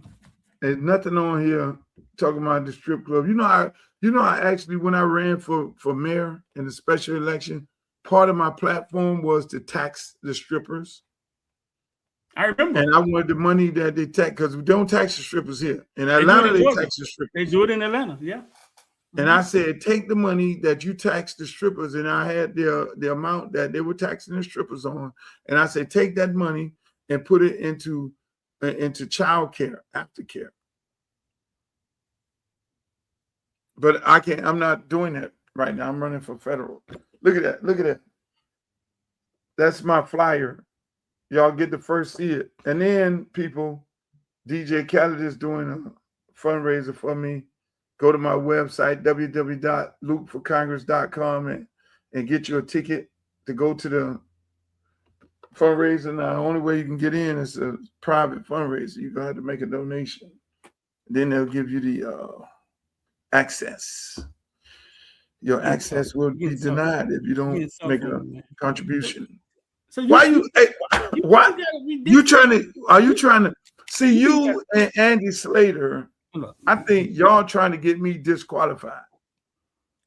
What disqualifies you? Tell me, what's the rule? Y'all want the people to write me up.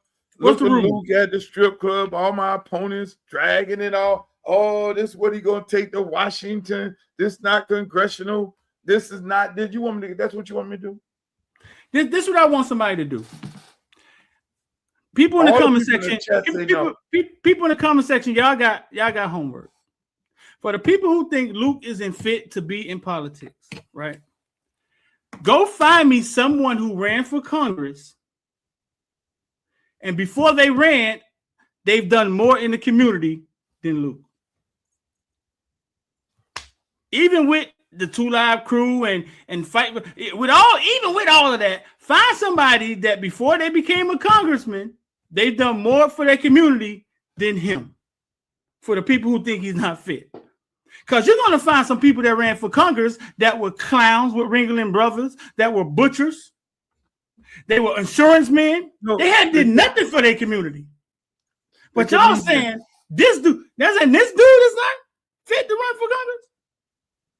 They had a comedian and a clown and a wrestler. Actors do it all the time.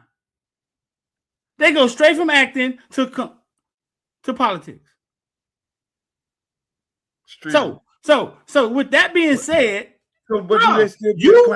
you have a right to be the person you've been the whole time, because the whole time you've been fighting for the community. So we're going through the back door of Tootsie's. Somebody say, hey, that's who you are, bro. What? Okay, first of all, what am I going to be doing in Tootsie's? It's watching the game. LeBron, who just upset Houston Rockets, the greatest basketball player ever. We're gonna watch the Lakers.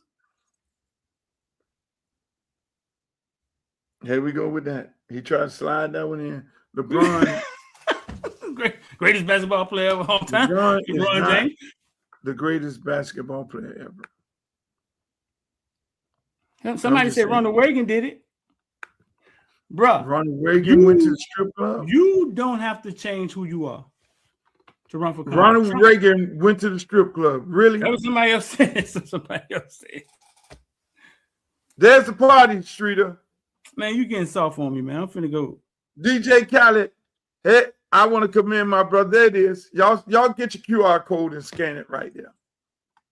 Big fundraiser on Thursday. I need everybody to come. Go to my website. Scan this right now. It's on your screen. It's on your TV screen in your living room. Go ahead and scan it. When you scan it, and if you can't scan it, go to my website, www.lukeforcongress.com. You're different, bro. I gotta have the money to run. These people trying to get me.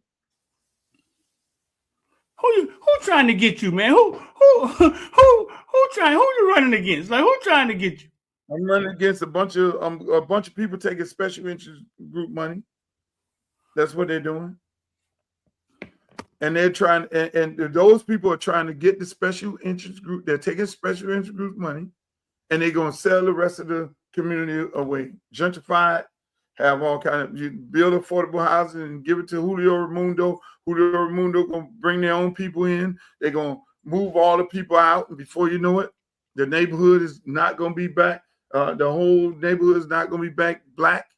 Then Donald Trump going to get TPS passed. All the Haitians in the district and some of the other islanders who are here on temporary status, they're going to then take them and put them in Alligator Alcatraz in the houses that they live in, that they purchased since they've been here all these years. They're going to take those houses, and then they're going to move into those. That's a big play. That is right there, ladies and gentlemen. So you better go on. Hey, look here, man. What's up? The fundraiser is here. You ain't giving money to me. You giving money to me to run and win. I got to buy radio advertising, buy flyers, and buy posters. I got to pay staff. I got a bunch of staff that need to be paid in order to win a race like this. Yeah, I got some people who don't do shit. I had to get rid of somebody the other day. What? I had a damn fundraiser. I had these elections. Let me tell you something. These campaigns are horrible. I had a damn fundraiser that I paid a boatload of money to, and the lady only raised $40. And she wanted me to keep paying her almost $9,000 a month. That's her job? To raise money. Those are the travesties in campaigns. These people look at a campaign and look at it like, oh, this is a cash giveaway. But unlike me, again, the only businessman in the race. No. You're gonna give me your resume, and I'm gonna give you your job description, and you're gonna do your job. And if you don't do your job, I'm gonna fire your ass. It's just that simple. That's why you got people. Streeter, you got people in this race literally have raised damn near $1 million, and they're in debt $40,000 and $50,000. People in this race that raise a boatload of money.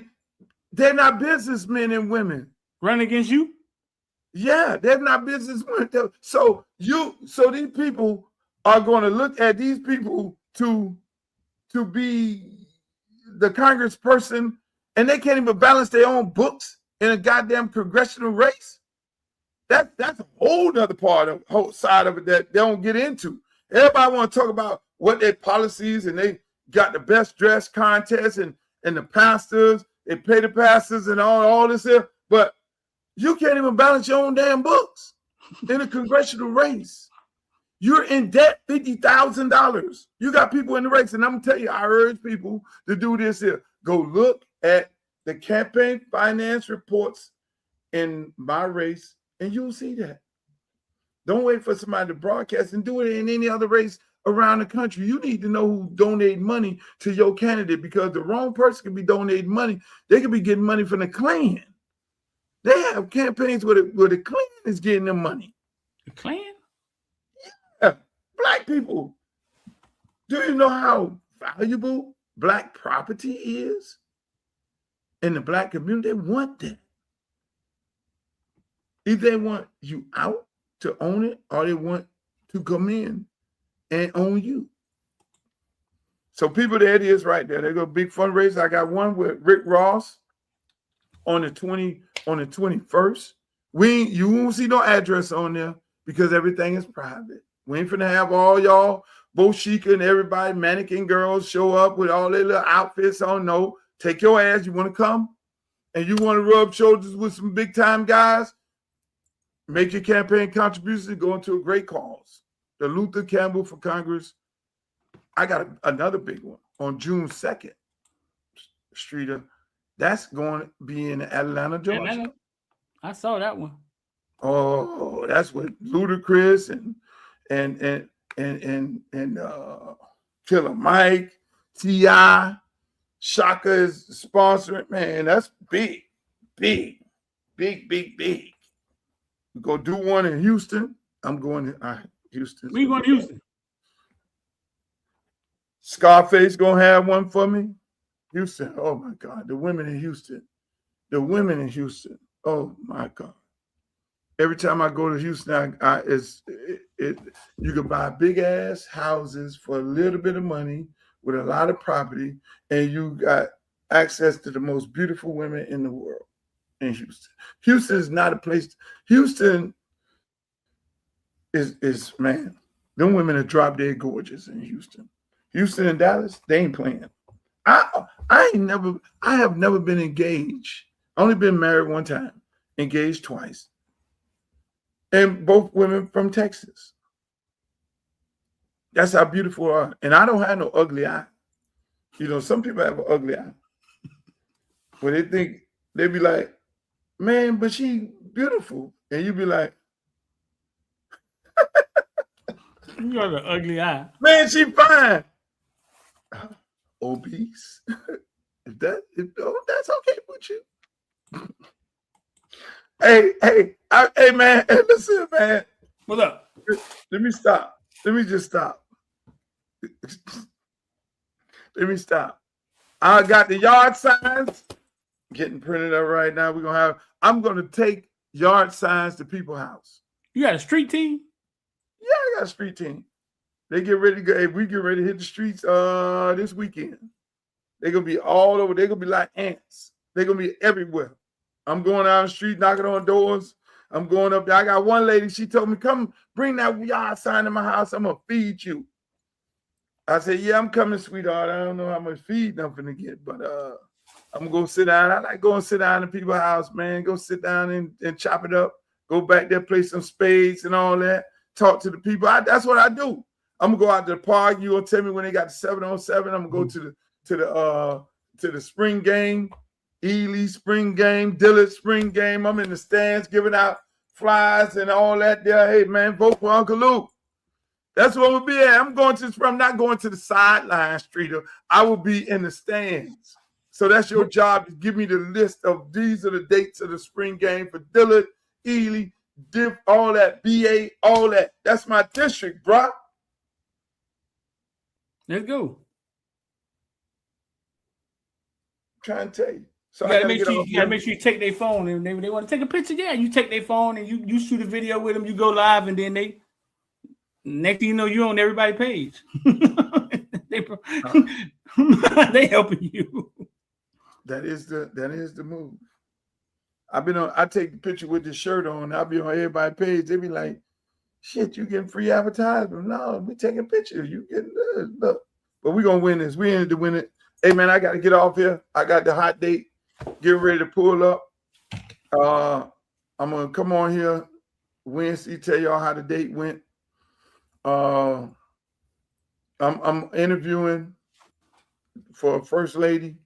If you want to be interviewed, send your resume to Streeter. Who you interviewing? What? Interviewing for a girlfriend. Oh, for a girlfriend. Remember we were supposed to be trying to find this girl in Opelika? Okay, ladies and gentlemen, I want to thank you all for being here today. It was a great show. It was a great show. It was a great show.